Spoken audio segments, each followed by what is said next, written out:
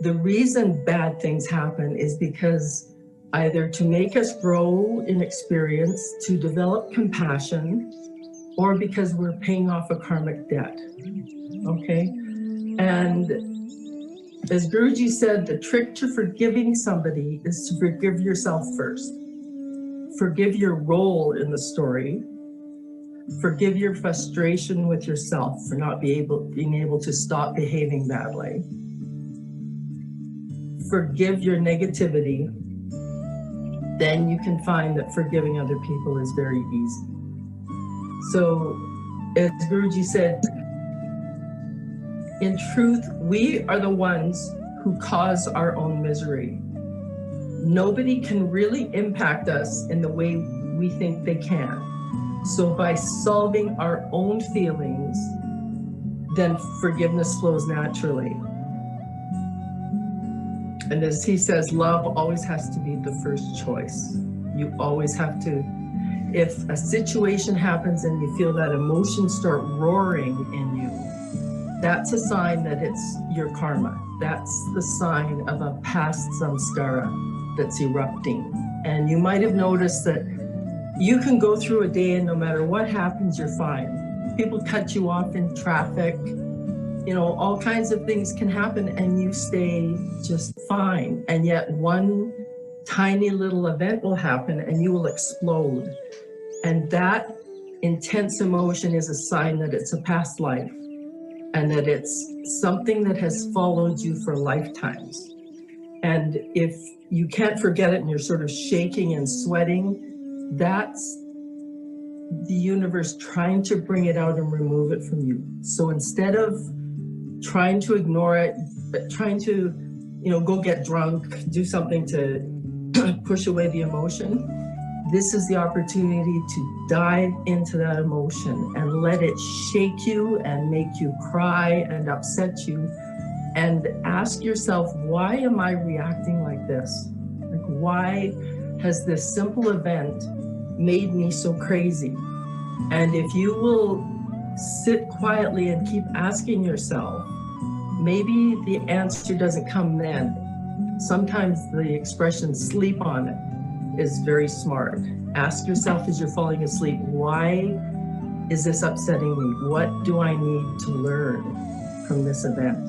And go to sleep, and you'll often have the solution when you wake up in the morning.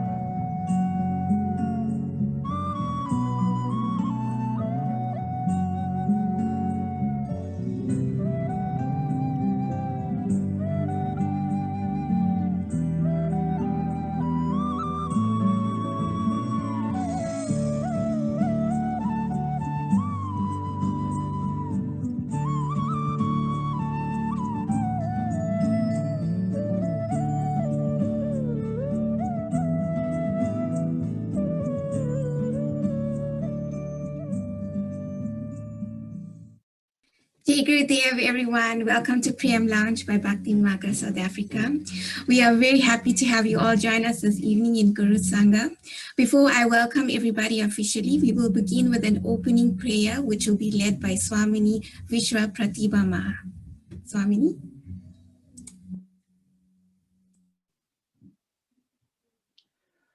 Om Anyana Timirandasya Yananjala Shalakaya Chakshurunmilitam Yena Tasmai Shri Gurave Namaha. So tonight is our 7th session of the Prem Lounge, and we will be speaking to a Swamini that has been on the path with Guruji, sharing her personal journeys of grace with us. Here at the Prem Lounge, we love to honor each other's journey and share our experiences with Guruji so we all can learn from each other, but also inspire each other on the spiritual path and connect to our Satguru and his teachings. So we come together in Prem and devotion in Guru Sangha, all dedicated to the lotus feet of our Satguru. So I hope you guys have been enjoying our past sessions and finding it insightful and inspiring. You can catch them on the Bhakti Marga South Africa YouTube account. Just a few Zoom guidelines. The reason why we have everyone muted currently is to not disturb the speaker, but you're welcome to switch on your camera. And at the end of the program, we will disable the mute function and you may use the raise your hand function if you have a burning question to ask. If you're experiencing any problems on Zoom, you may message our host or co-host on the chat and they will assist you. So let me give a short introduction to our guest, Swamini VishwaPratibha Ma. She joined Guruji's mission in 2018 and is based in Calgary, Alberta, Canada. Like most of the African devotees, I've never met Swamini before, and I'd officially met her for the first time on Zoom watching her online satsangs. Her sharing has been so deep and profound and it touched many devotees' hearts that we had to have Swamini on the Prem Lounge to share her journey with the South African devotees. And we have international devotees as well joining us. So one of the positives of COVID-19 is that it has pushed us to communicate with each other in an online world on a global level, beyond borders, time, space, and distance, beyond nationality and identity. And I always end up feeling like I'm in the movie The Matrix, living in a virtual reality system. And so through this online technology like Zoom, we can connect to an online Sangha, learning with each other beyond borders. And so in this virtual reality, we have met Swamini. So Jai Guru Swamini, thank you for taking this time to be with us. And we are so excited to hear about your journey. Well, thank you. And I had a Matrix moment when I started watching myself talk on screen. I thought I've started talking and I'm not aware of it. So it was a shock. And as you can see, I'm in my latest nomadic abode. And one of the graces of being a sannyas with Guruji is he just keeps finding the astonishing places to stay. And for people who don't understand this sannyas lifestyle, which is basically renouncing attachment, it doesn't mean you can't have things, it just means you're not attached to them. And one of my family members was very abrupt and said, well, maybe you can live like that in India, but you can't live like that in Canada. And ta-da! He's just, so never not going to be provided for. You know, God feeds the birds, he'll feed you too. So I've really been overwhelmed with how gracious it is to be under the care, to be conscious of Guruji's care. And I realized that he's been mapping out this path for me my whole life. And him finally meeting me and initiating me in 2018 was just the icing on the cake, that he had been so present always.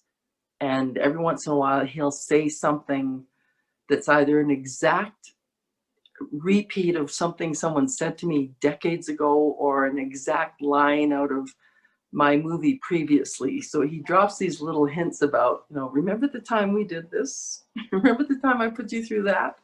So never think that you are alone on this journey. He is so present and he's just waiting for you to acknowledge him. So hopefully this journey of mine will help you see some similarities in your life where you might not have been aware how well you were being taken care of. So Merlin, did you want me to just jump in and start? Already jump in and start. I've got the pictures here for you, so you can let me know when you want me to show them. Yeah, so you've done such a beautiful job with this little collage of mine that I think I'll go through them in order, just so that I don't confuse the whole process here. And so, you know, the brief recap is I kind of surprised everybody when I showed up at Springen in 2018 for Navaratri. And it was, I couldn't believe I'd been allowed to walk in there, because I had been Shaivite for 9 years, but I had been shunned by that group for almost a year and a half. And I had spent my last few months in India starving and alone. And so when I got permission, just through Rishi Shambhava, who's the Canadian Rishi, I sent a note to him and said, am I allowed to come, to the ashram? And he said, yeah, Guruji said you should come. And so I showed up, and he just, 3 days later, he made me a Swamini, which shocked me, shocked everybody, but we'll start at the start and hopefully it'll all make sense for you. So if you want to start with that first picture there, Merlin, about me with a whole group of people waving and standing at a lake. So that picture number 2 is my first meditation group. And it was just a bunch of us knuckleheads figuring we should meditate, but we didn't really know what we were doing. And we would have potluck dinners, and this was a lake retreat that we did. And it was always lovely. We always felt immense love and connection. But like any of us who've just done random meditation, it didn't lead anywhere. But me signaling that to the universe, I believe, is what started everything rolling. And not long after I joined this group, I was inspired to go down to California. And when I was in California, I spoke in depth at my satsang last week. It's up on YouTube, and it's called Dangerous Situations and Spiritual Solutions. And when I was in Hollywood, the meetings were so bizarre and disgusting, I decided to go live with the homeless on Venice Beach. And I think that was the first test. That was the first time, Narayana, Babaji, Guruji, that was the first time there was a real distinct whisper in my head telling me to do something. And I encourage you all, if an idea comes in that seems really random and not in your game plan, follow it, because you're being tested. The divine is seeing if he can talk to you personally and have you follow what's being said.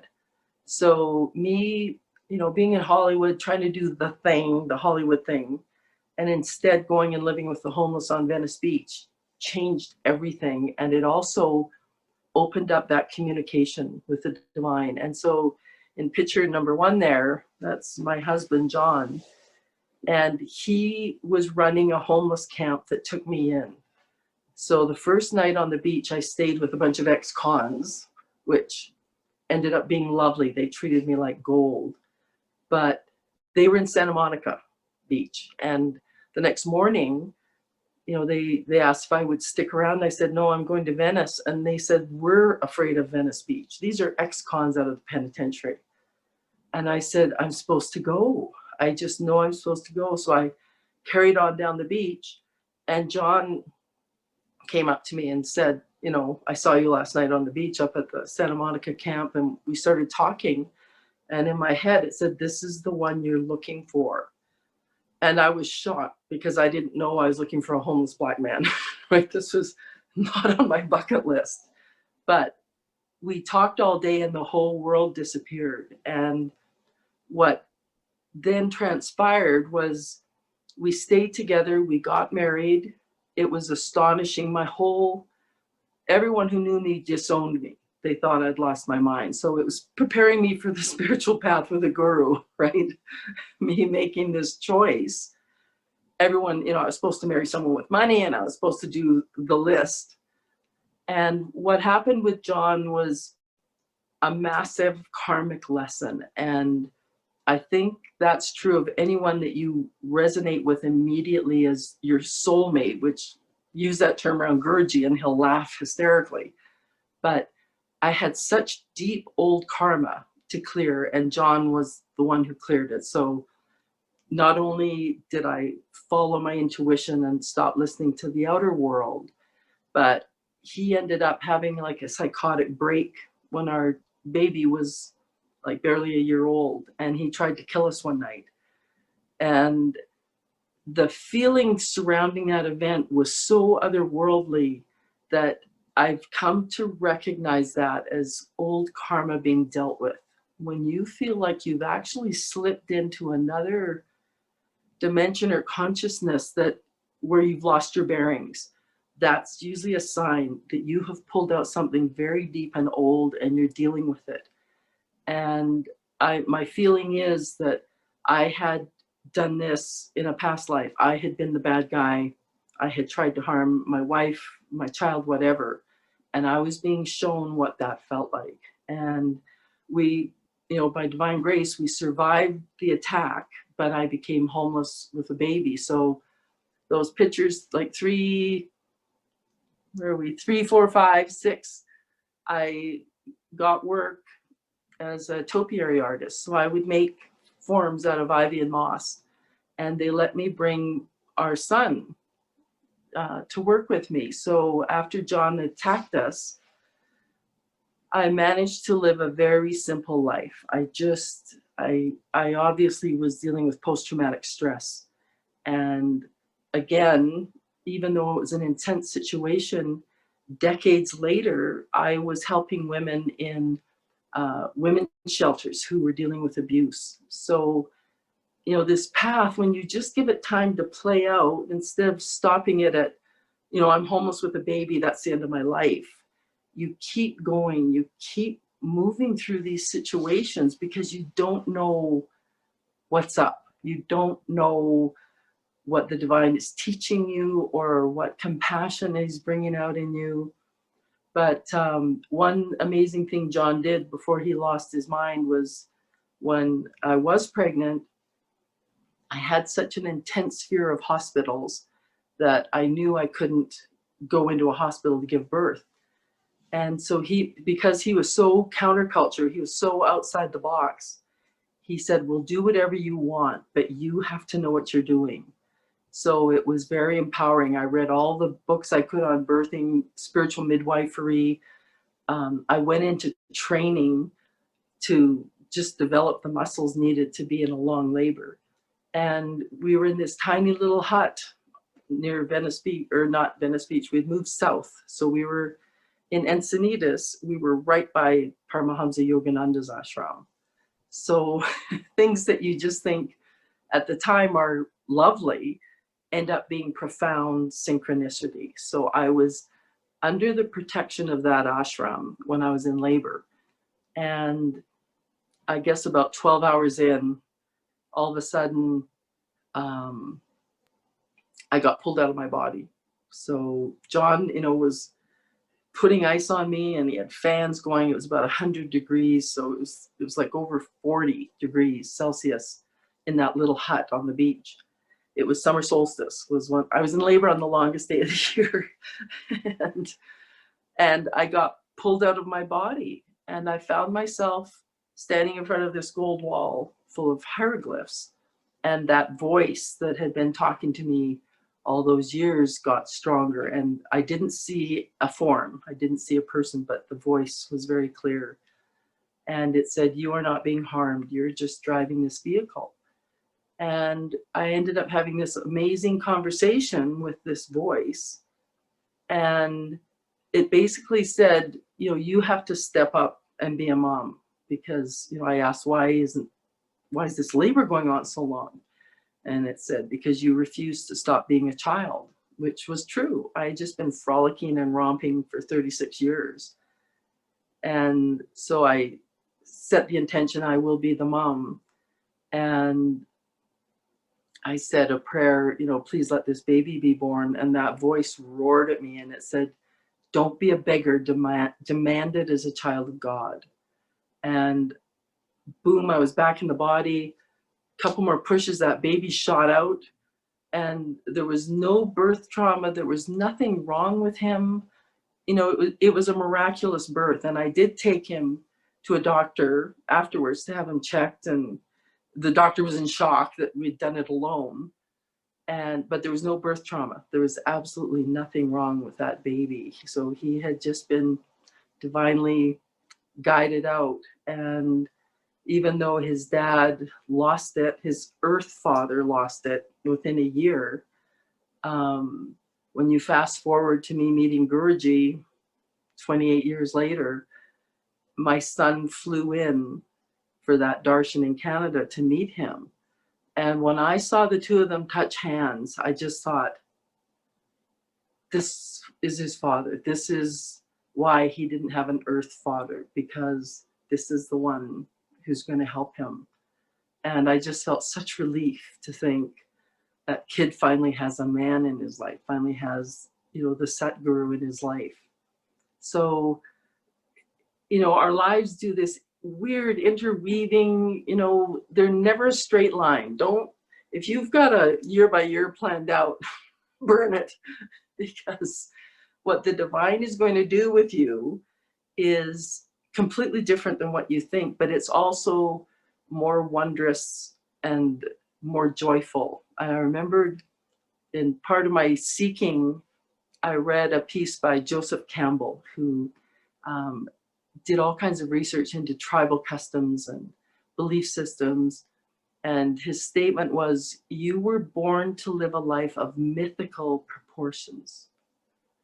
And I never forgot that we weren't put on this earth to have a mundane, boring, go to work, come home, go to work, come home, like a rat in a cage. That was not the plan for us. And if you start following these little epiphanies, and sometimes it can be really, like when the divine is starting to play with you, these clues will get dropped in like you're in a video game. I remember after years in California and all hell breaking loose, I basically returned to Canada with my son. His dad committed suicide. And I came back to Canada with nothing, to just start over. And I remember, just being guided to, oh, this looks like a good place to live. Oh, I should do that. And I remember at one point I was driving down the highway at night because I'd been working in film, but the film industry was really unstable and things were starting to fall apart. And a friend of mine had offered me a job at a Honda dealership, so a car dealership. But I'm driving along, it's 2 a.m, I'm coming back in from the mountains from a film shoot, and I went, well, should I hang on to film or should I go to Honda? And out of nowhere, I was alone on this highway in the dark, and all of a sudden this Honda van shot past me. So the vehicle for the dealership that I had been offered a job, and I went, okay, I get it, ha, ha, ha. And so I ended up working there just for a year, but it, paid the bills, and I had medical care, like medical insurance for the first time ever. I'd been a freelance writer. And it's like, it just cleaned up things for me. And then I was invited to India. So I had been doing, I'd learned Kriya Yoga when I was in California with Paramahamsa Yogananda's Self-Realization Fellowship. And it helped me disconnect the fear, because as Krishna says in the Bhagavad Gita, even a little practice will save you from great fear in this lifetime. So this was my first introduction to Kriya Yoga, was through Yogananda. And I had been doing that. And then Paramahamsa Nithyananda showed up in Canada, in Vancouver, which is exactly where Paramahamsa Vishwananda flew to Vancouver to meet me. So both of them had similar trajectories. Both of them arrived in Canada. So I met Nithyananda first because he showed up in 2009, way before Guruji had never come. And Guruji had made trips to the States, the United States, but a lot of people confused the two. Canada is a very different country than the United States. And I remember Guruji said to one of our devotees in Mauritius recently, he said, Canada is the only country where he feels safe. He said when he showed up here in Toronto for darshan, he said everywhere he went, he got smiles. He never felt threatened. He never felt criticized. And I think it's because we're the second biggest country in the world, and we have a very small population, and it's all immigrants except for our native population, our First Nations people. So we can't afford to be arrogant because none of us are a majority, right? There's so many different cultures and religions that we can't afford to pick on one or the other because there's not enough of us.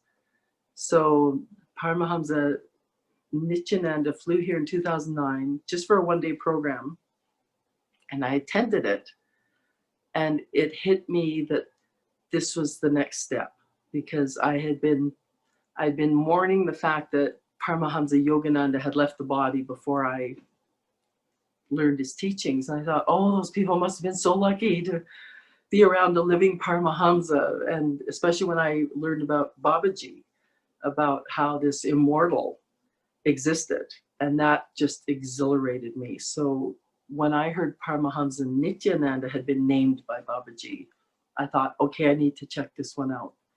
And I think Babaji's name is what has led me all along this path, because he finally led me to Guruji as well. So the first step was 2009, I learned of him.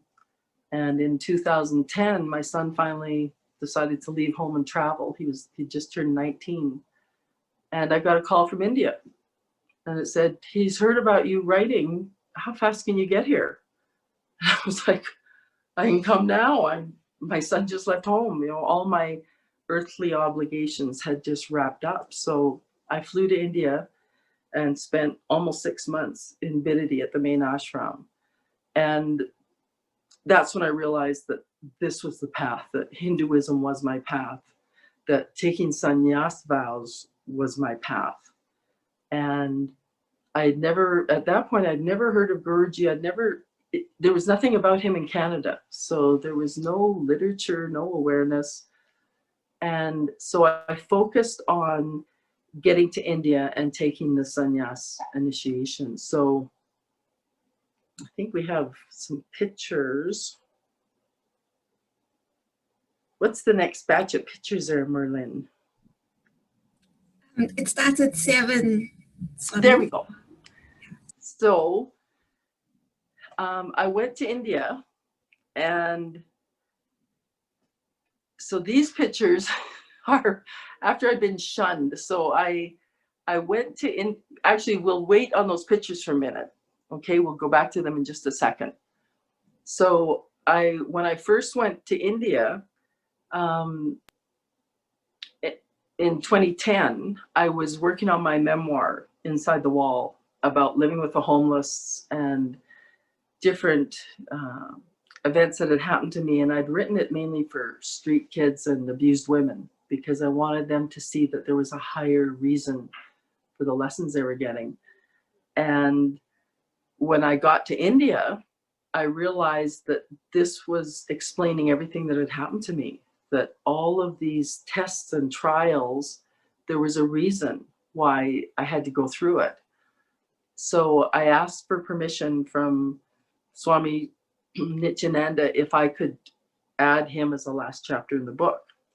And he said, great, do it. So I ended up coming back to Canada, finished the book, published it, and I sent him a copy. And he went on his live broadcast that night and he said, this book is more useful to seekers than autobiography of a yogi. And I just went into shock. And that thing sold around the world on Amazon that night. It just took off. So, you know, that was 2012.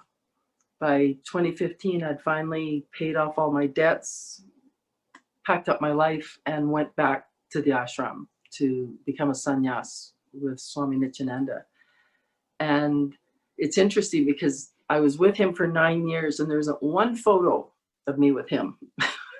So it's so obvious to me that he was training me for Guruji, that I had very intense tests to go through and very, I think, extreme karma to pay off. And Guruji is, I know some of you think he's tough, but I'm telling you, he is so gentle compared to the Shaivite, you know, boiling pot that happens in India.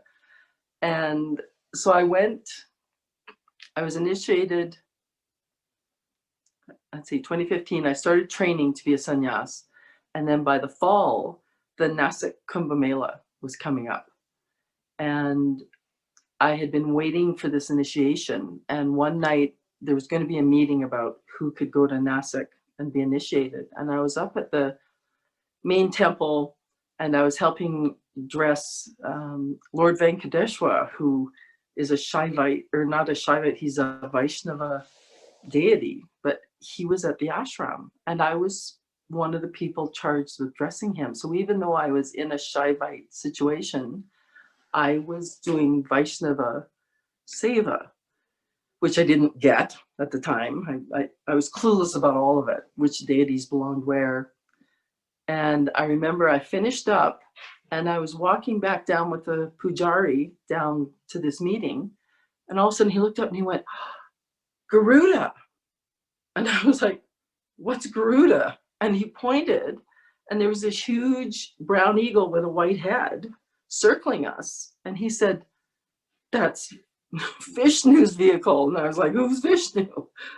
So, and that eagle followed us all the way down the hill to the meeting. And at the meeting, we were told that for the first time ever, the sannyasis were going to be initiated at a Kumbh Mela at Nasik. And so lo and behold, we get to Nasik, to this Kumbh Mela, and Guruji walked in.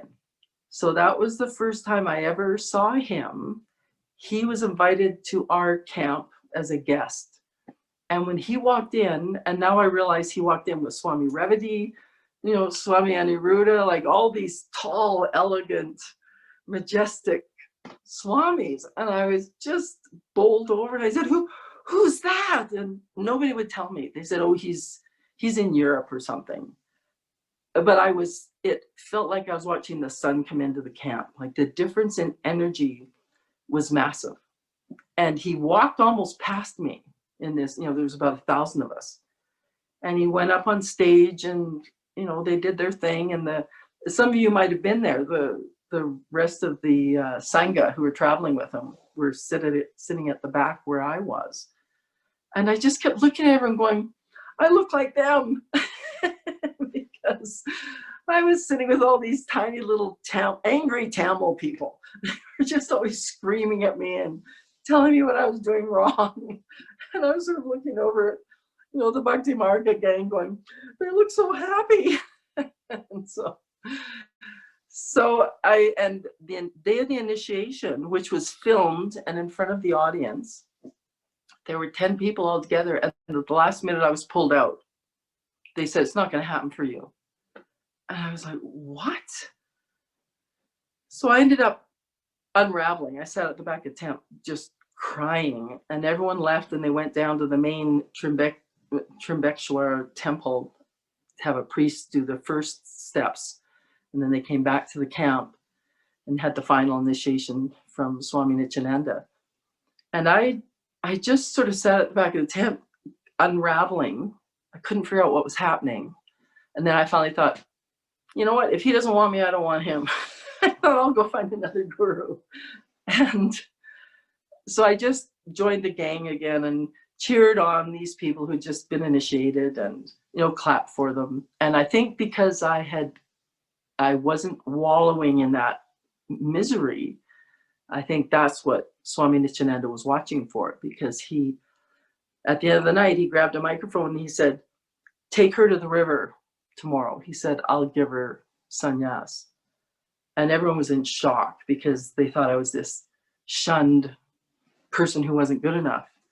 And then he said, no, I'll do it. So the next day, it was so beautiful because I got to go alone with some translators down to the main temple. And, I was bathing in the Kumbh Mela waters, and I had to go feed a cow and a crow. Like he did the old ancient initiation. And then when I got back up to the camp, the Kumbh Mela was over. So the whole camp was being dismantled. So all the boards were going out the door and the tent was coming down.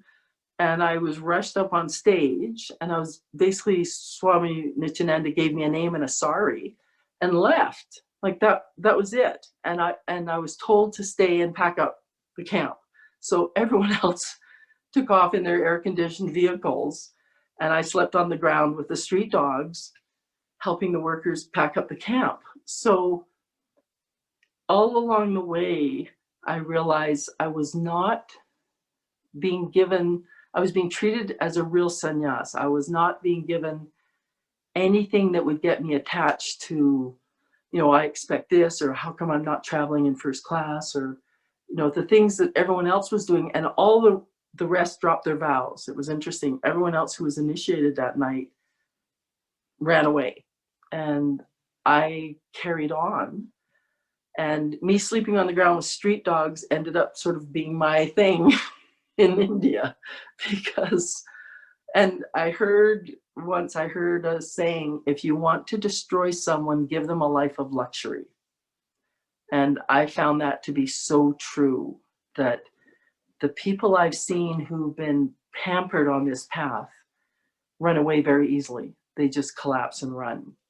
So you have to be ready for things to be taken away from you, because it's a test, and it all comes back. When you pass the test, everything comes back. So, you know, don't panic. These are just games that Guruji plays.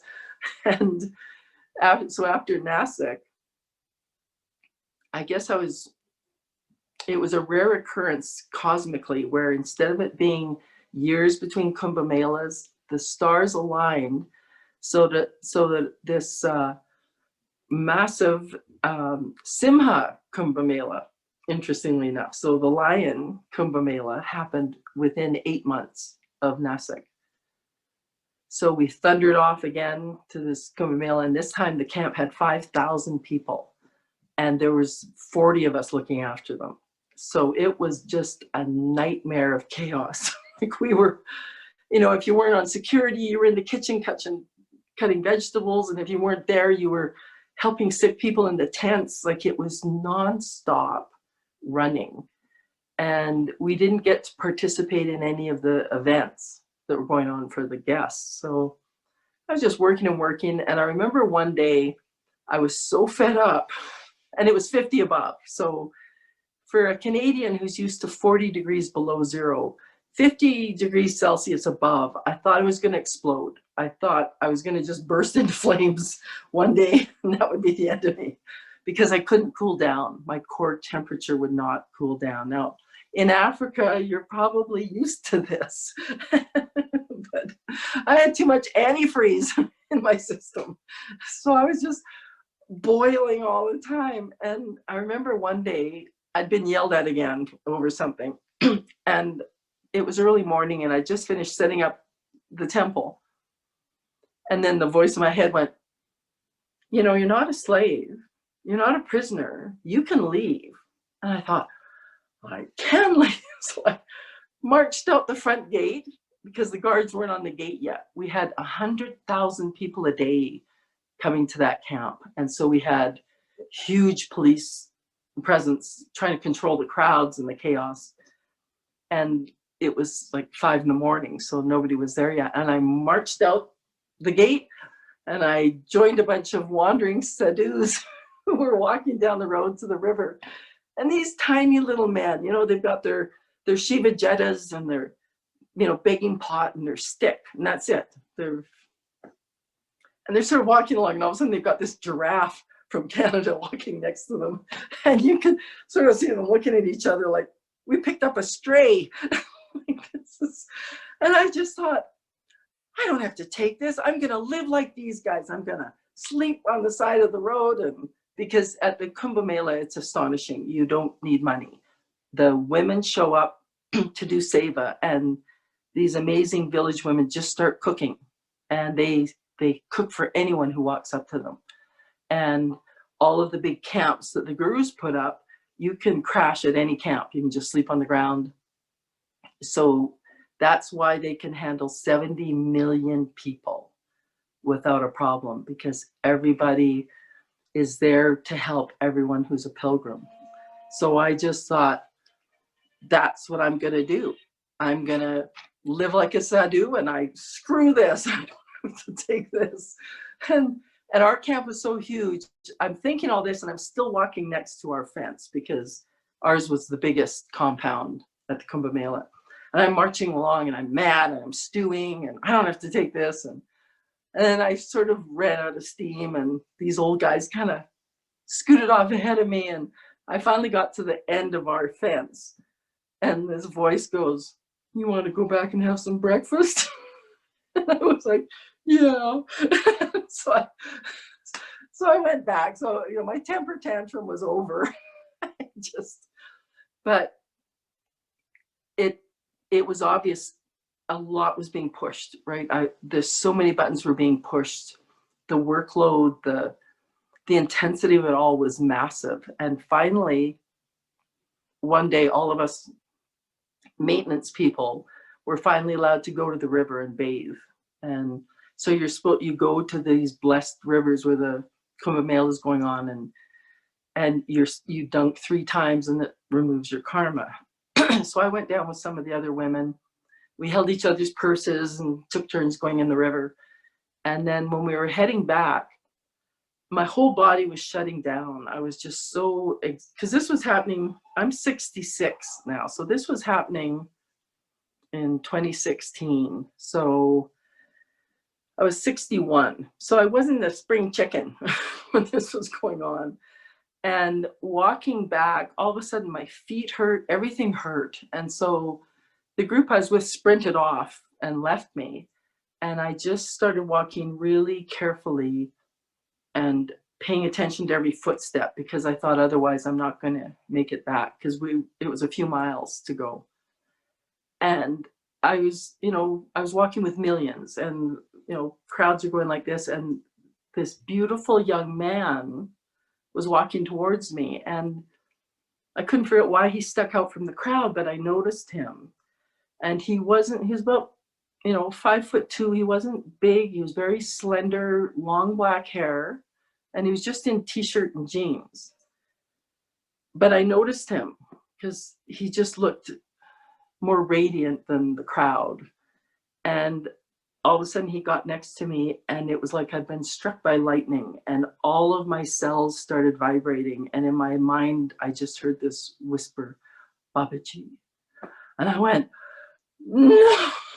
Like I'd read about him being at Kumbh Melas, but I was so exhausted, I'd forgotten even why I was there. I'd forgotten the sacredness. And so I spun around to look for him and bow, and he was gone.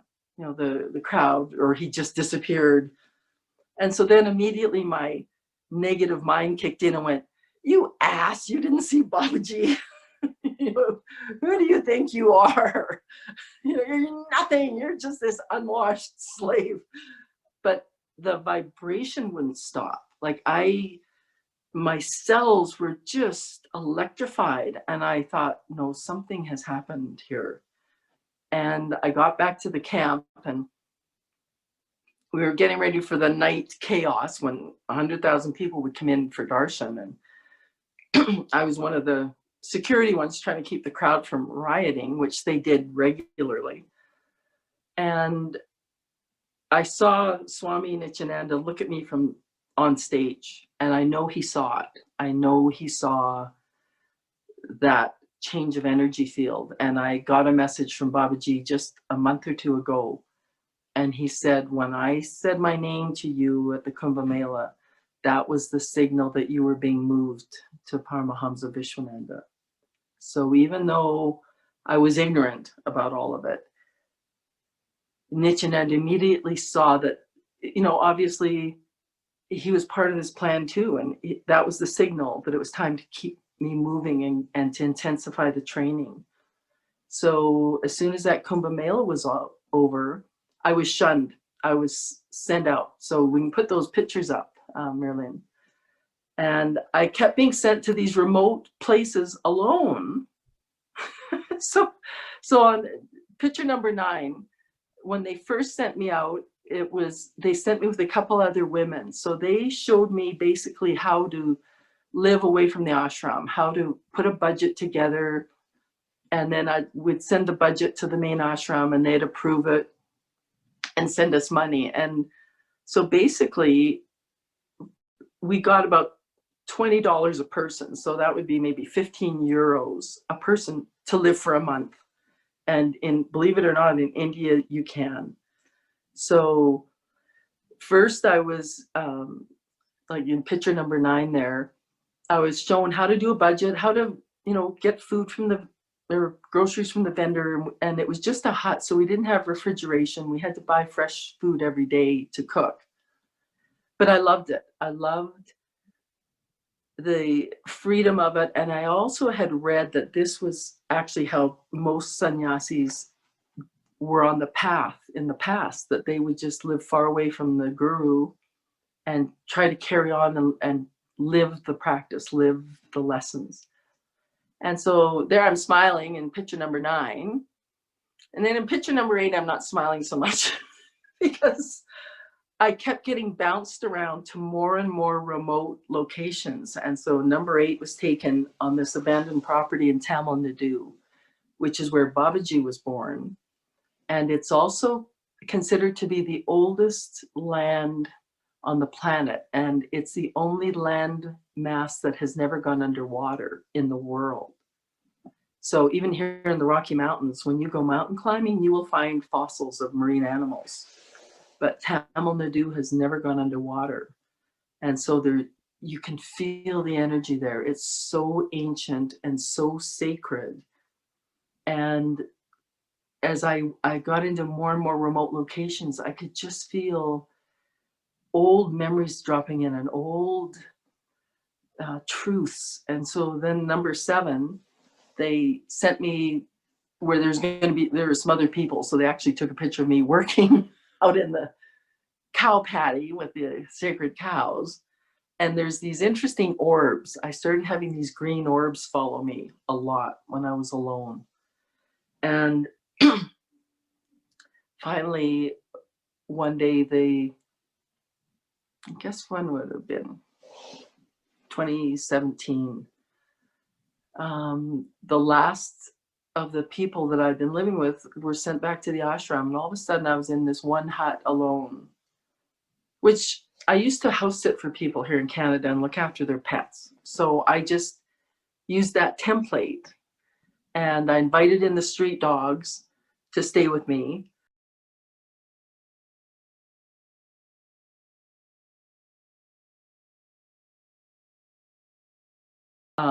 These 2 street dogs that had become my friends at this one property, I immediately invited them to come into the gate and stay with me.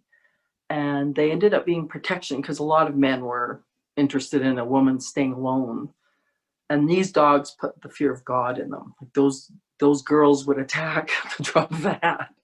And so every morning I would share puja milk with them and they'd hang out. And I was feeling, not bad about my situation. And then the money stopped coming. And so at first I was sending these, gentle reminders back to the accountants in the ashram. They'd left me with this stupid little cell phone with duct tape holding it together. And I'd send these messages going, by the way, could you send the budget? I'm just about out of money. Oh, without fail, of course we'll send it. And finally the money ran out and then all the food ran out. And I couldn't pay the electric bill, so the electricity was cut off, the Wi-Fi was cut off, and the phone died. And no money showed up. And so at first I went into this tailspin of blame and pointing fingers and don't they know I'm all alone out here. And what I realize now is this was probably the only way to pull out this old karma out of me, that I had been carrying such a deep, dark, horrid karma. And the only way to punch it out was to put me in a pressure cooker. And I can only, say to you guys, if you find that you are backed into a corner with no escape, that this is a sign that something big is going to be removed from you. And all you can do is keep doing your sadhana, stay connected to the divine, because it is like hell on earth to go through. But when you go through it, you're free. Like when you go through it, it's like every weight that has ever been on your shoulder is removed. And although I used to, as a kid, I always felt like I had these dark clouds on me. And even in happy situations, I couldn't be all the way happy. I just felt like something was around the corner, that there was some horrible thing was going to happen. And now I realize I knew that there was karma to pay off, and I was dreading what was coming. And so here it finally was. And this obviously was a situation created, Guruji and Swamini Nithyananda leaning over the chessboard together going, okay, move her here now. Okay, move her here. Because it was orchestrated perfectly. And not only did the money stop coming, but my own bank card for my bank account in Canada expired. And so the bank had sent a new card for me to the ashram, but no one would bring it to me. So no money was coming, no bank card. There was absolutely no escape. And I went through, it was like month after month passed by. And finally, I stopped complaining, and I just went into, my mind died. Like finally the mind shut up because it had no solution for what was going on. And the one comfort I had was Guruji had sent Hanuman to take care of me.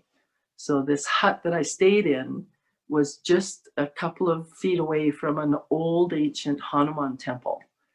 And it was 600 years old, and it was just tiny, but I would go there in the morning and listen to the priest chant.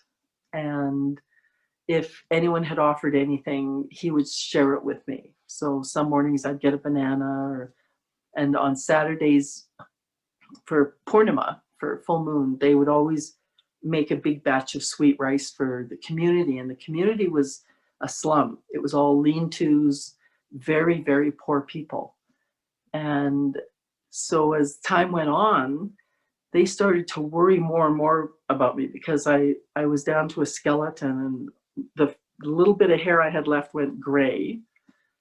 And they started putting together these gift bags for me, right? I became so aware of the compassion of people and how you will be taken care of in very unusual ways when you just surrender, when you finally just give everything up and surrender. And I've talked about this in another satsang, but the day that it ended was the day I stopped complaining, and I said to myself, have I done this to somebody? Like, have I caused somebody to starve? And it was this resounding yes. And the scene that played out in my head just had me in tears, because I had read about the huge starvation that happened in India during World War II, when the British soldiers rerouted food away from India to the war effort in Europe. And millions of people in India starved to death. And it turned out I was one of the British soldiers who carried out orders and allowed it to happen. So instead of standing up for what was right, I followed orders and I allowed all these people to die. And I felt like I'd been split apart when that scene played out in my head. I was so disgusted with myself and so upset by that realization. And I just sort of rolled in the dirt and cried and begged for forgiveness. And then I was free. Like I felt so calm afterwards, and I just went and sat in the sun. And I thought, you know what, if this is it, I'm okay. Like, if this is how I die, I'm fine. And I hear this voice from the gate, and it was a woman from the ashram with money and food. And she couldn't have, like, she had to have materialized, because she came within minutes of this realization. And I was hours from the ashram. So me having that realization and then someone getting the message to get some money and come and find me would have taken a long time. And it didn't. As soon as I got the lesson, and Guruji says this, these things are going to happen to you, but the question is, did you get the lesson? And as soon as that realization hit, that lesson ended. I had money, I had food. I got she brought my new bank card, and it was already time to go to Sri Lanka and renew my visa. So we can put up the next batch of pictures there. So picture 10 there, that's when I was just starting to eat again. So my clothes were all hanging off me and I didn't have much hair left. Like there's just that sort of little tuft at the top. But I kept taking care of street dogs. So I found that tiny little puppy at the Lord Murugan temple. So I applied for my visa, and then that voice said, you could go to Katergama while you're waiting for your visa. And Katergama is where Babaji went and studied with the immortal Siddha Boganatar. And it's also where Buddha studied. And I had completely forgotten that name. I'd read about it years before. And I realized I was in that land. I could go down to this remote little village and wait for my visa. So I went down there. I visited, see picture 11 there, I visited a Buddhist shrine. And because of the weight loss and the push through that karma, everything just became so light and so vivid and bright. Like when you clear some of this old karma, the world becomes sparkly and new. I can't even describe to you, the mundaneness and the heaviness goes away. Like that exhaustion from life goes away. And so I went to this temple, and my first day there, of course, I had to find a street dog to take care of. And there was this little puppy lying in the garbage. And so my routine became every morning, I would join the villagers, because at 4:30 they would go to the temple and offer prasad to the deity. And there's huge temple bells hanging from the ceiling, would ring the bells. And the first time I went past the priests to get prasad, I just put my hand out. And I was using a walking stick by then because I was so weak and unsteady. And the priests went like this. So I put two hands together and they put this mountain of food in my hands, because they know how to deal with a wandering sadhu who's starving. And so, I went out to the courtyard, and all these platters of food that were being offered to the deity were then brought out to the courtyard. And it turns out the rule is you have to feed the starving sadhus first. So people were heaping food on me, and I ended up having to bring huge bags to this morning routine because so much food was given to me. So my whole body was rebuilt with prasad. It was unbelievable. And what I found out next, like I was looking everywhere for Babaji because this was where he trained. And I was seeing, there were smaller murtis and shrines set up around the property. I'm like, where's Babaji? Where's Babaji? And finally, I found him. Do we have that picture, Merlin? Let's see here. No, I guess I didn't give it to you. I didn't want to overload you to too many pictures. So those pictures there, that's the initiation. So 15 is Ujjain when I saw Babaji. 14 is Ujjain when we had 5,000 people. And you can see all the orbs. It looks like it's snowing. There's so many orbs in that picture. And that's the thing about Kumbh Melas. They're unbelievable. And 13 is the Trambekshwar temple where I was initiated as a sannyas. So if we go back to Sri Lanka, I started the morning routine I got into at that temple, number 10, is I finally found the murti for Babaji, and it was this old ancient black granite murti. And it was way at the back wall. Nobody was doing anything to it. It wasn't part of the morning routine. So I started bringing my puja set, and I would sit in front of that murti on the ground and do puja. And this old gardener would putter around there, and he started watching for me. And somebody said later that it could have been Babaji because he appears in different forms at different times. but this old gardener was so happy that I was doing puja to Babaji every morning. And, you know, I'd be sitting chanting, you know, each step. And one morning I opened my eyes and there was a new box of incense had materialized on my puja kit. And another morning it was an apple. So things just started manifesting between Babaji's Murti and I when I did that puja in the morning. And I thought, this is what life's about. This is, you know, that life of mythical proportions that I read about way back in LA, that to be in a land of miracles to me was just astonishing. And, you know, I got my visa and I went back, and, you know, I carried on. This time they had me with a few people. And when it came time to do the next visa trip, I was all set, and the women, you know, helped me take my suitcase out to the little rickshaw.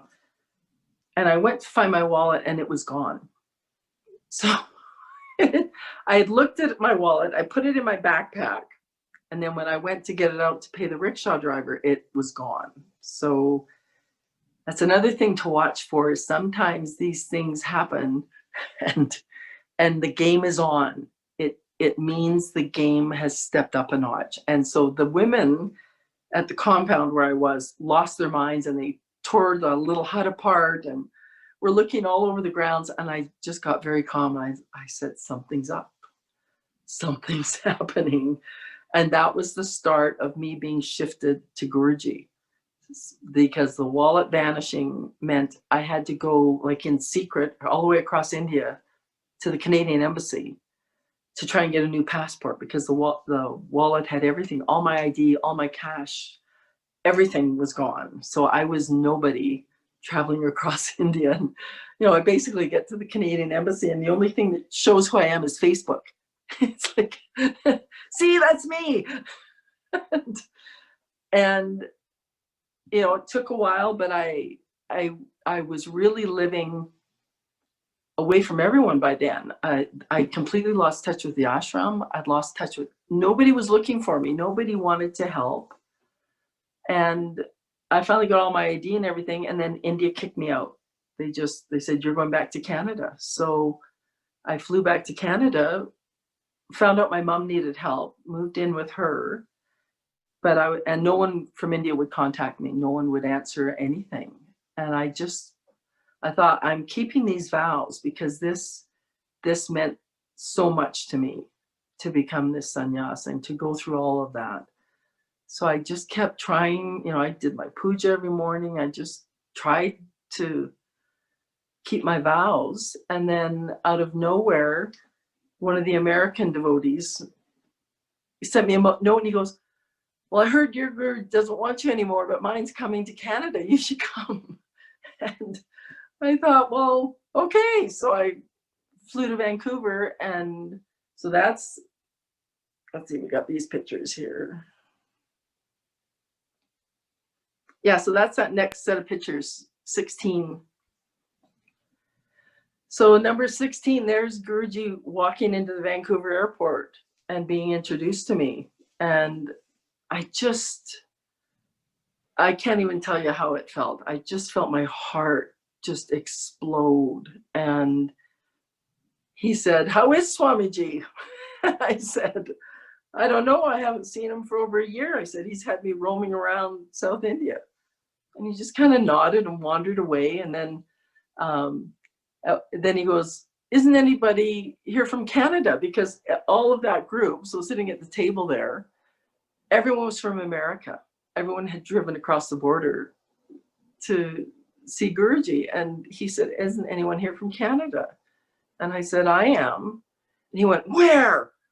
I said, Calgary. And it turns out that Myron mentioned it during one of his talks, that one day they were all at dinner a year before, and Guruji all of a sudden stopped eating and looked up and he said, there's a devotee in Calgary we have to go find. And nobody knew what Calgary was or where it was.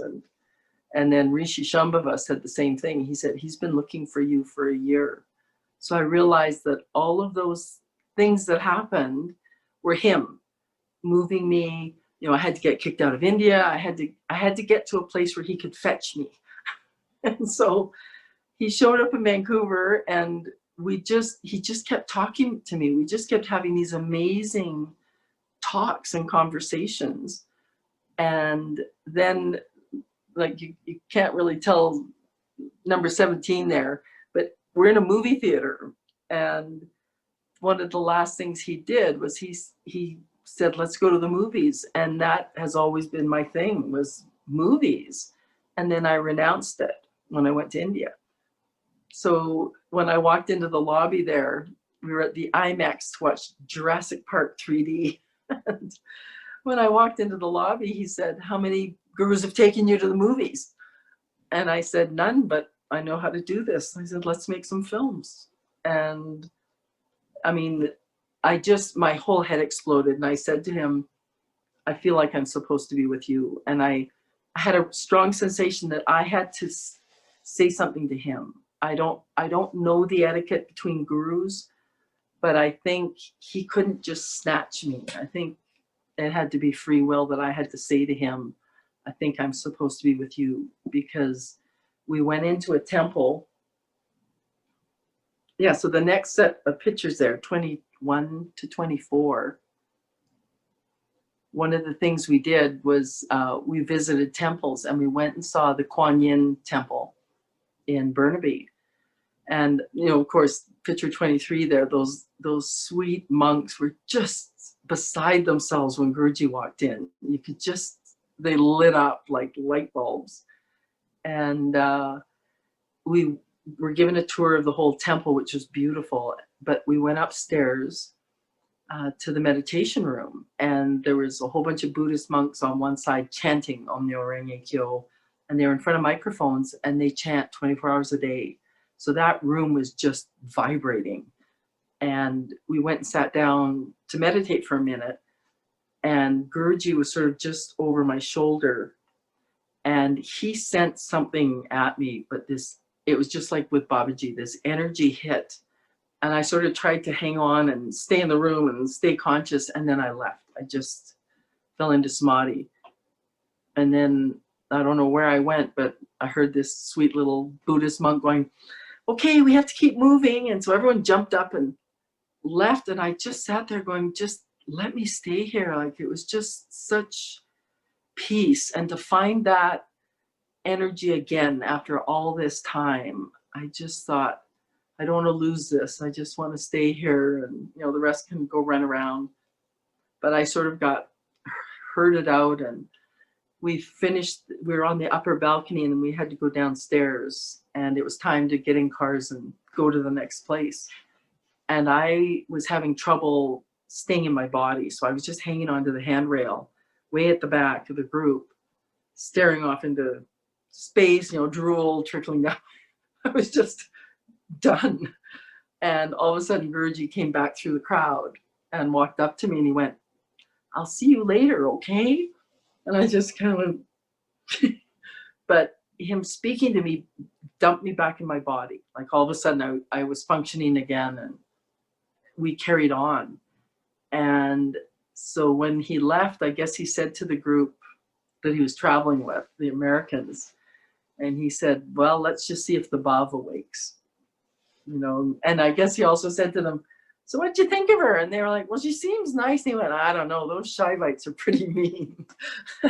So, and I was, you know, hoping that he hadn't categorized me as, you know, some wild, violent person. But I just felt like it was life and death. I felt like there was such an urgency to show him my sincerity. So Varahi, the country coordinator from the US, she had come up with her husband. And so they immediately shipped me a copy of the Bhagavad Gita, the big one. It was before the Essentials came out. And so I paid them, and they shipped that up, and they were so sweet. They were just encouraging me, and, oh, it was great to meet you. I hope you stay. And right after that, an OM Chanting coordinator in Croatia offered to teach me by Zoom. So I got my meditation group here doing OM Chanting. And then just miraculously, Swamini Nareshwari from Toronto was coming to Calgary to teach one student at Kriya Yoga. And so they contacted me and they said, you want to learn? And I sent a note through Rishi Shambhava asking if I was allowed.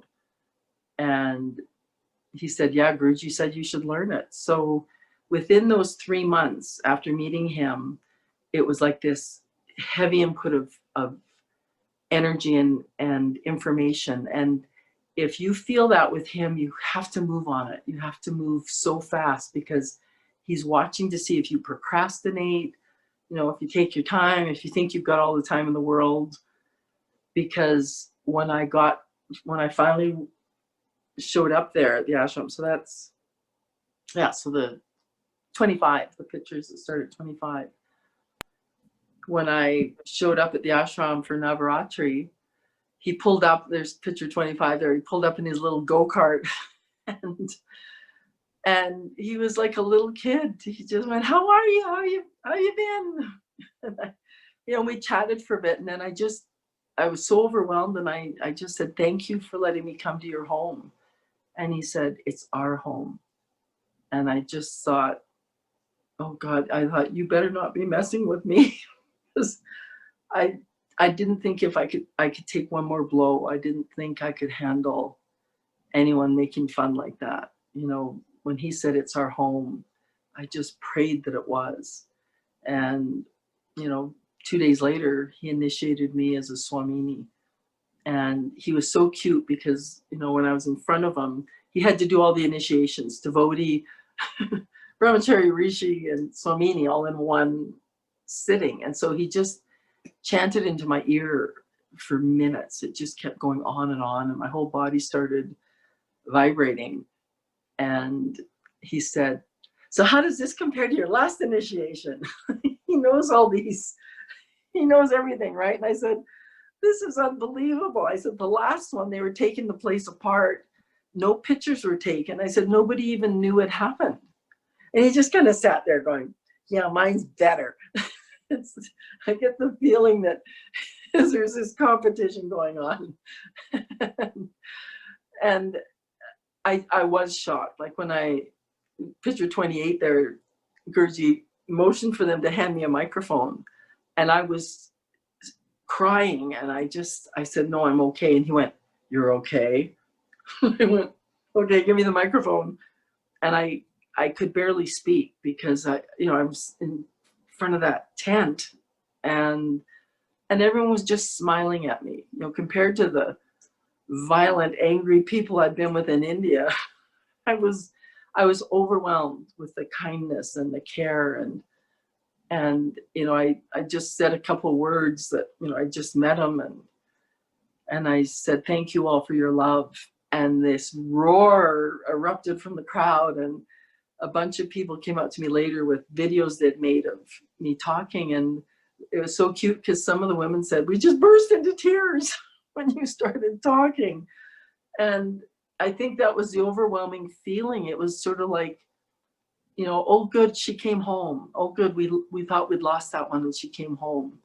And I feel that with all of us. I feel that every one of us that walks in that door, there's a sigh of relief. It's like, oh good, we found another one. You know, it's like we're all lost out in the world and he's just trying to find us. And the thing to remember is once he's locked in, he doesn't go anywhere. You know, I live as far away as you guys do in South Africa. You know, it's a big trip to get back to Germany. And yet I never feel like he's not with me. And it's so important not to get fixated on, oh, I'm not at the ashram. Oh, I don't get to have dinners with them like the guys.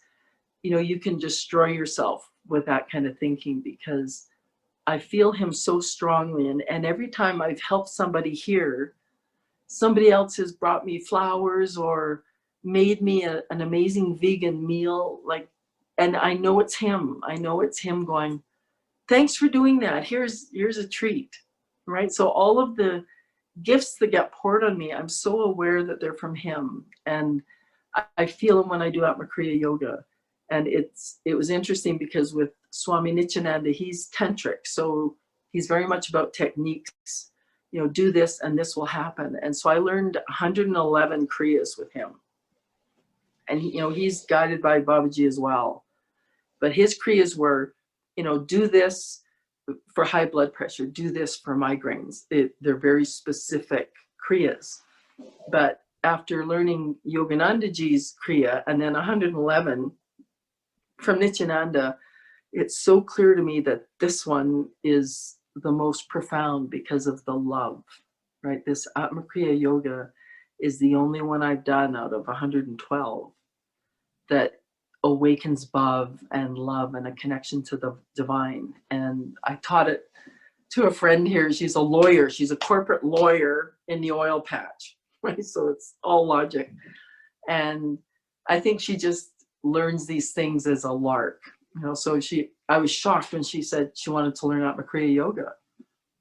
I was like, okay, I didn't know you're into this stuff. Yeah, let's do it. And then a couple of weeks after I taught her, she phoned me and she goes, what's going on with this thing? She said, I keep bursting into tears when I do it. And I said, that's it. Like, that's divine love. And she's like, well, you could have warned me about that. So I find it so delightful that, you know, the care and the concern, and, you know, there's the next batch of photos there. So there's the picture of all of us, all the swamis after the initiation, and they pulled us all into a room for a meeting, and we're all just sitting there and they're staring at me. And I went, okay, so I'm the strangest thing in the room. I guess I'll talk. And they all just burst out laughing because they didn't know how did she land here? And so I tried to tell them a bit about what I'd gone through in India. And I said, you know, at the end there, when I was just a skeleton, I went full Agori. So the Agoris are the ones that they live by the cremation grounds. They have to find a skull and fashion it into a bowl as a begging bowl. They're naked, like they're the most extreme version of seeking that you're going to find. And since nobody was paying any attention to me, and I kept finding books on Agoris in all these huts. And so I went full Agori. I was naked, covered in ash, doing these extreme practices in this hut at night. And I said to them, you know, I read that the last test for an Agori is to cut off your arms and legs and throw them in the fire and try to grow them back before you bleed to death. And when I read that, I thought, this might not be the path for me. This might not be what I'm looking for. And that's when all the swamis just burst out laughing and went, okay, we'll let her in. She's been out there, we'll let her in. And then my last night there, Guruji energized some patakas for me to bring back. So they're right over my shoulder here. And it was so sweet because we just sat in the temple and talked. And just from the way he worded things, he made it clear that he had been behind everything that happened, that he was very aware of everything that happened. And, you know, I said to him, when I saw your Hanuman right at the front entrance, I said, I was so touched because a Hanuman temple took care of me for a while. And he just abruptly got up and left, but before he turned his head, I saw that he was crying.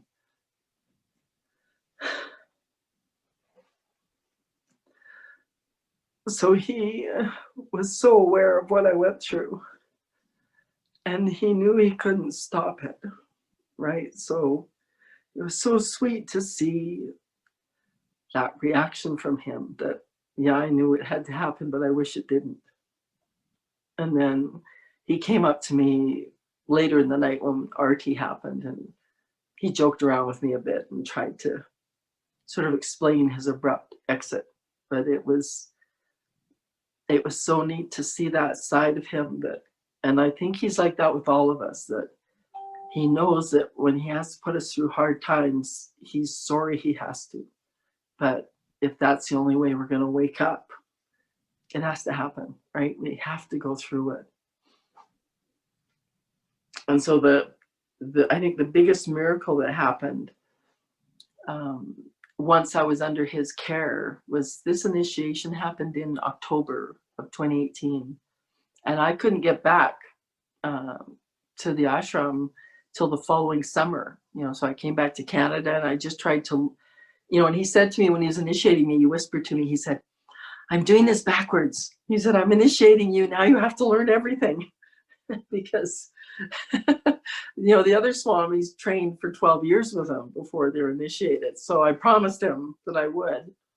And so I came back to Canada and I was taking care of mom and I was studying everything I could find. And I was booked to come back for Guru Purnima and Just Love, because from the videos I'd seen, I thought that Just Love festival, I've got to see it. I've just got to witness something that joyful, because I used to love music festivals. I wasn't wild about the drinking that happened at the music festivals, but I loved those festivals. So when I heard he had one, I knew I had to come back for it. And I guess about 3 weeks before I was supposed to leave, all of a sudden my whole body started really behaving strangely. And I sent a note to Guruji, thinking he'd just go, "Bing, you're healed, ding." And, we all know now these are lessons. And he said, "Get to a doctor, this could be serious." And I just thought, what do you mean it could be serious? So, I was looking after my mom. She's 96, and I didn't want to worry her. And I didn't want her to think, I can't help. I don't know how to help her. So there was a clinic within walking distance of my mom's place. And Calgary's a massive city. And usually you have to drive a long way to get anywhere. But there was a clinic right nearby. So I just told her I was going for a walk, and I walked over to the clinic and they did some initial tests. And then they phoned me immediately the next day and they said, "We're sending you to a specialist." And normally, we have social medicine here, which is wonderful, but usually it takes months to get to a specialist. Each step in these processes takes a long time. So the specialist was just the other direction. So I told Mom I was meeting someone for coffee, and I walked over to the specialist, and they ran all kinds of tests, and they did some, I can't remember what they're all called, but I'm chatting away about OM Chanting, and I left them a poster, and, and considering my fear of the medical community, I found that these people were more interested than I would have thought. And I never would have approached this group if I hadn't been in, need. So I realized Guruji was getting me to a new group of people that normally I wouldn't have visited. So I went home, got a call the next day. They said, "We've got you in an emergency to this specialist. You have to get there tomorrow." And now I'm starting to, and I'm trying to keep the panic from coming up. And I just kept thinking, Guruji knows what's happening. He told me to do this. So gave my mom another excuse, went to this new specialist. And then she phoned me the next day and she said, "You've got to cancel that trip to Germany." She said, "This looks like cancer." And, those are all the warning bells you don't want to hear. And I said, "It's not going to happen." I said, I'm going to Germany. And I thought, if I die at his feet, I die at his feet. Like, this is beyond my comprehension. So I, hung up the phone the next day. She said, "I've called in a favor from a friend. They'll do exploratory surgery on you tomorrow." So all of this was happening like at warp speed. Normally this process would have taken 6 months. And instead it was happening within a week. So I didn't eat. My friend came, picked me up, drove me to the hospital. I told Mom I was going for lunch. Bye. She said, "Bye, have fun." Went to the hospital. And so this was my worst nightmare, going into a hospital. And it was Guruji everywhere. Like, everyone I dealt with, I could see him in the smile and the lightness and the joy. I was overwhelmed by his presence in that place. And they were all asking about the orange and the tilak, and you know, this crowd formed in my room asking about my path, and, you know, they were worried about the Tulsi necklace. And I said, it's just wood, you know, if there's an emergency, you can pull it off, but please let me keep it on. So, and then this guy came right around the corner and he said, we can get you in early. So instead of waiting 3 hours, after an hour, this guy grabbed me and pushed me down the corridors and crashed into people, and he had me laughing so hard I was crying, because it was like I was in a speedway and he was pushing me. And when he pushed me into the operating room, one of my favorite rock and roll songs of all time was blasting over the speakers. And I just thought to myself, Guruji, you're hilarious. You know, it was so obvious he was trying to keep me calm, that he wanted me to see it was a Leela. This was not danger. And so as soon as I recognized the music, of course, immediately I was out. They anesthetized me. And then, and boom, I was back. And they said, as soon as your pulse rate comes up, we'll take you back to your room. And I looked at it, and my pulse, they took it in India several times because of the processes I was going through. And my pulse sits at 32. And most people, their pulse is 80. But, you know, not only did my pulse sit at 32, but my hair had grown back, all the gray left. Like, it was like I was completely redone, rebuilt. And, you know, probably from the prasad in that temple in Sri Lanka. So I said to the nurse, that's as high as my pulse is going to get. So she just went, okay. So they took me back to my room, and another nurse goes, you didn't eat, did you? She said, can I make you some lunch? And I was like, yeah. So she ran into the nurses' lounge, made me lunch. The group came around again and, you know, what's this, what's that? And I told them about OM Chanting and Guruji, and they handed me a pamphlet about how to handle the pain and the bleeding that was going to happen. And then my friend drove me home, and my mom goes, how was lunch? I went, great. What do you want for dinner? And I just felt fantastic. And they had removed a mass. They said they removed a huge something from me, and they were sending it to the lab to see if it was cancer. But I made my mom dinner. There was no pain, no bleeding. Like, it was like nothing had happened. And 2 days later, I was in the waiting room to get on the plane, and I messaged Guruji and I said, I had exploratory surgery. They just phoned me and said it was benign. They don't know what it was. And he said, come home. And I got on that plane and flew back. So then I'll show you this picture. So I got back there for Guru Purnima. So I think it was in that last batch, Merlin. So I flew back to Germany. So picture 29 there. I got back there in time for Guru Purnima, and they said, because I had come from so far away, they let me do Guru Puja. So I was just doing it to his padakas. I was just, you know, at the front, along with one of the other Swaminis. And all of a sudden, he came out of the back. He just marched out, and the other Swamini freaked out and ran. And I was just standing there, but it was like my buddy, right? It was just, had walked into the room, and so he sat down, and I got to do arti to him. And I could see some of the other pujaris just winking at me, because they knew it was a big deal. And to have been told like 2 weeks earlier that I probably had cancer and I couldn't go, to then just be teleported back to the ashram, and everything's fine, right? There I am. And it was funny, because when I told Varahi that they removed this mass, and she said, oh, they took out the lingam. So she saw it as me having, you know, the Shaivite lingam that was in me had to be removed now that I was a Vaishnava Swamini. So, and then things just kept moving really fast. Like after that, Guruji came to Toronto, so for his first ever darshan in Canada. And I hadn't been with him. So this is picture 34 on. I'd barely been with him a year, and he showed up in Canada, and we had a ball. Like picture 35 is this old cathedral that they found in Toronto. So Toronto is 4,000 kilometers away from me, but we all flew in, and 34 was my son getting his first ever darshan from Guruji.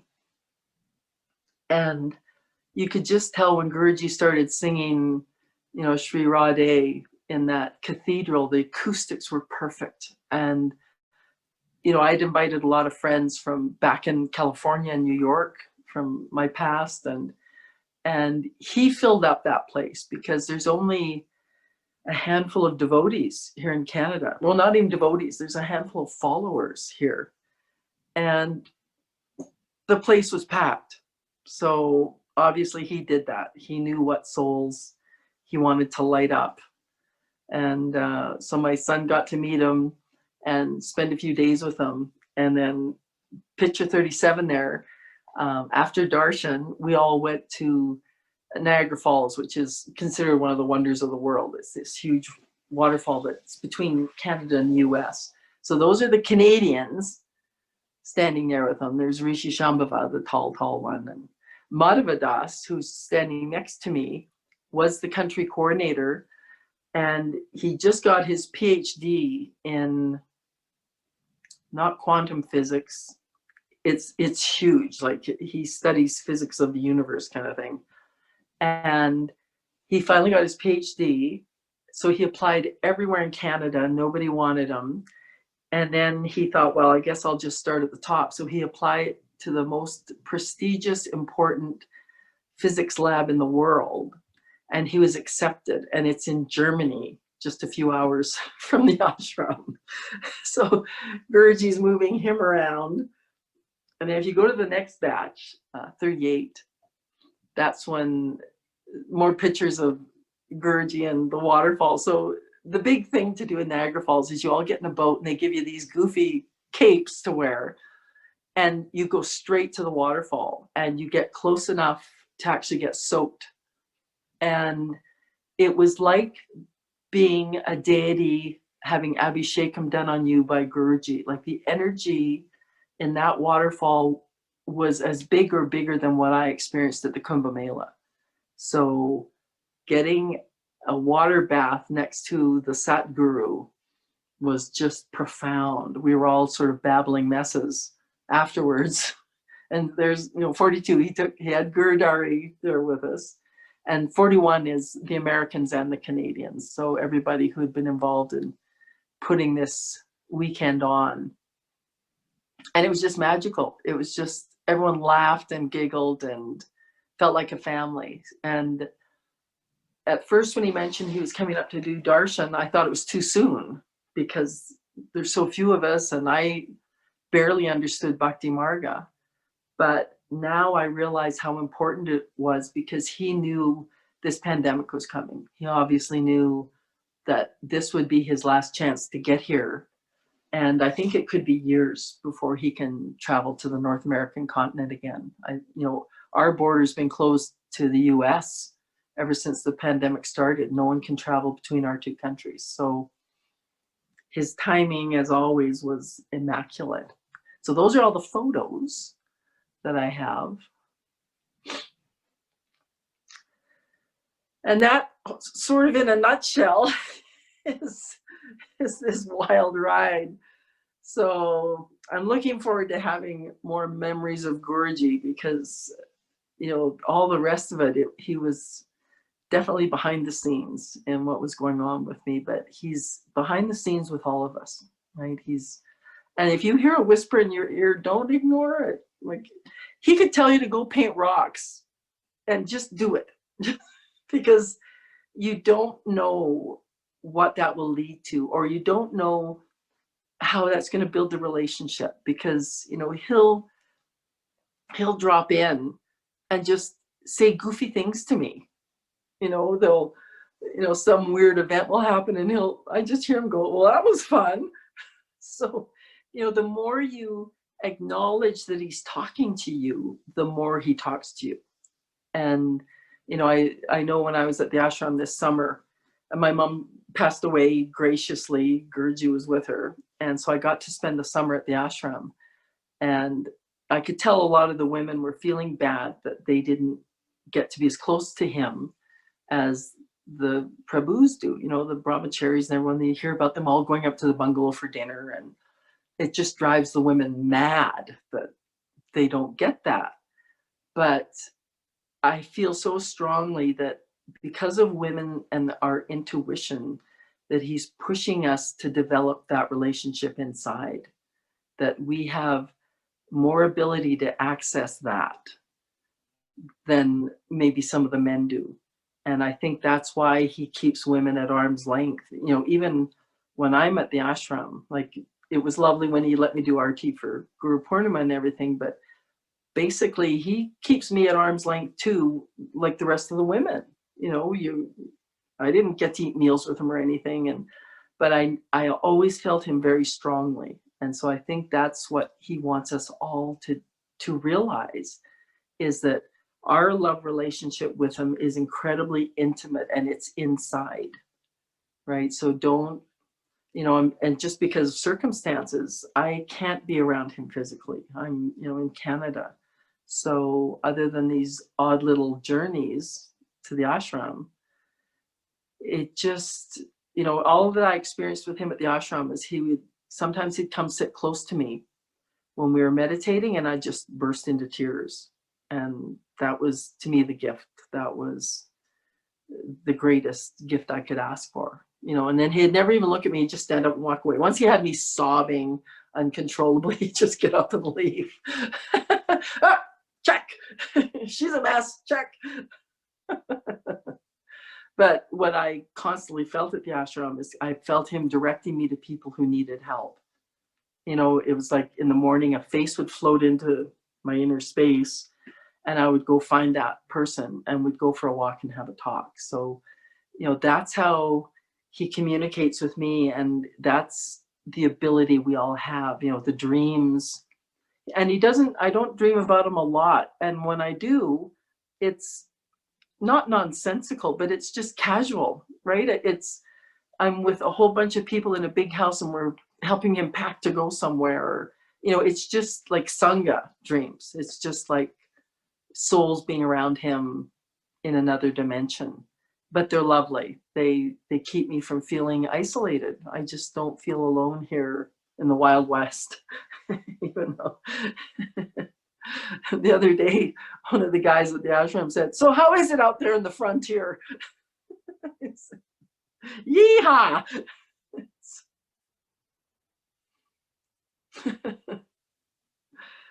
But they're good-natured souls. What I'm finding is so many strangers approach. I go for walks regularly around here, and because people have been seeing me, they've gotten brave enough to come up and ask about the orange, and I tell them I'm a Swami, so they ask about that and the tilak, and they're so gentle and curious and happy. So I know once these lockdowns stop, if I just go up the hill here to the big park and stick a sign in the ground saying, you know, OM Chanting free, you know, I'm sure the neighborhood will just sit down and join me. So Guruji knows what he's doing. There's no doubt about it. Just do the one we do at the end of OM Chanting for wishing all beings peace, happiness, and then we'll do the Shanti well, that's for peace. So we'll do Lokasamastu first. Om Lokasamasta Sukhino Bhavantu. Lokasamasta Sukhino Bhavantu. Lokasamasta Sukhino Bhavantu. Om Shanti Shanti Shanti. Shri Guru Pyo Namaha. Hari Om. Prem Bolo, Sri Swami Vishwananda Ki Jai. Thank you so very much. Thank you. Much love. Thank you. Very much. Thank you. Gurudev, thank you so much.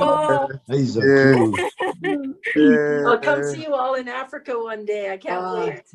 That would be lovely. Thank you. Come to Europe as well. Oh, it's beautiful. Bigger day. Thank you very much.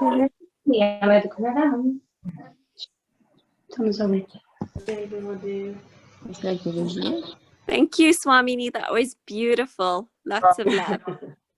Lots of love. So, Jai Gurudev, thank you, Swamini. Lots of love to you. Okay. Thank you, Swamini. Jai Gurudev. Thank Jai you. Gurudev. Lovely seeing you all.